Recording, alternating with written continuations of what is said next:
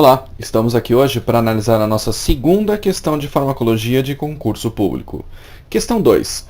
No antagonismo competitivo, alternativa A, altera-se a eficácia do agonista. Alternativa B, reduz-se a potência do agonista. Alternativa C, o efeito máximo só é obtido quando todos os receptores farmacológicos forem ocupados pelo agonista. Alternativa D, a presença do antagonista pode aumentar a afinidade do receptor farmacológico pela substância agonista.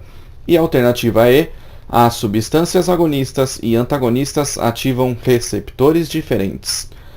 E aí, já sabe a resposta correta? Para responder a essa pergunta, precisamos conhecer um pouco sobre antagonismo entre fármacos. Antagonistas são as substâncias que reduzem ou bloqueiam totalmente o efeito de um fármaco, considerado como agonista. Existem diferentes tipos de antagonismo. O primeiro é chamado de antagonismo químico, quando duas substâncias se combinam de modo que o efeito do fármaco ativo é perdido. Um exemplo desse tipo de situação é o uso de agentes quelantes que se ligam a metais pesados, reduzindo a toxicidade deles. O segundo tipo é considerado antagonismo farmacocinético, quando uma substância reduz a concentração da substância ativa em seu local de ação. Ela pode fazer isso aumentando a velocidade de degradação da outra, acelerando seu metabolismo hepático. O antagonismo farmacocinético ainda pode ocorrer pela redução da absorção da substância ativa pelo trato gastrointestinal ou mesmo pela aceleração da velocidade de excreção renal dessa substância. O terceiro tipo é o antagonismo por bloqueio de receptores. Nesse caso, a substância antagonista bloqueia o sítio de ligação do agonista, ou receptor, impedindo que ele se ligue e exerça sua função.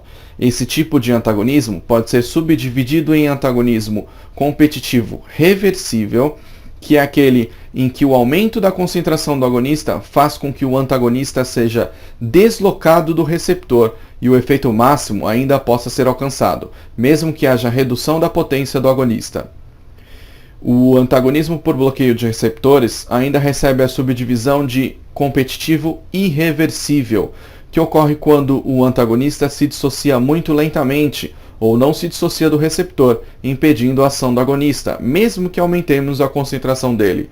Como exemplo, podemos citar os inibidores enzimáticos irreversíveis, como é o caso do ácido acetilsalicílico, AS. O quarto tipo é o antagonismo não competitivo.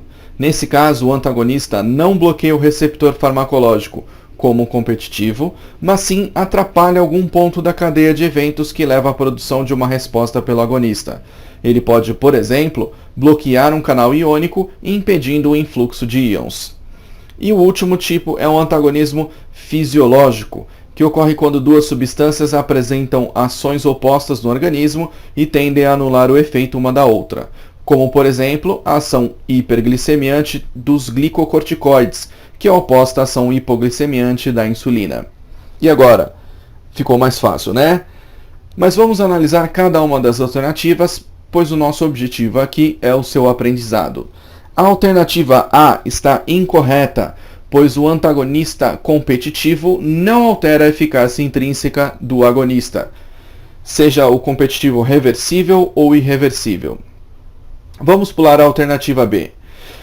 No gabarito oficial do concurso público, a alternativa C aparecia como correta, mas na verdade ela está incorreta, pois alguns agonistas totais já exercem efeitos máximos com a ocupação de apenas 10% dos receptores, às vezes até 1% ou 5% dos receptores, o que chamamos de receptores de reserva, ou seja, não há necessidade de ocupação de todos os receptores farmacológicos para que o agonista exerça o seu efeito. A alternativa D está incorreta, pois a presença do antagonista não interfere na afinidade de um agonista. E a alternativa E também está incorreta, pois o antagonista não ativa o receptor, seja um antagonista reversível ou irreversível. O que nos resta somente é a alternativa B, que está correta, pois a administração do antagonista competitivo reduz a potência do agonista. Então é isso, um abraço e até a próxima!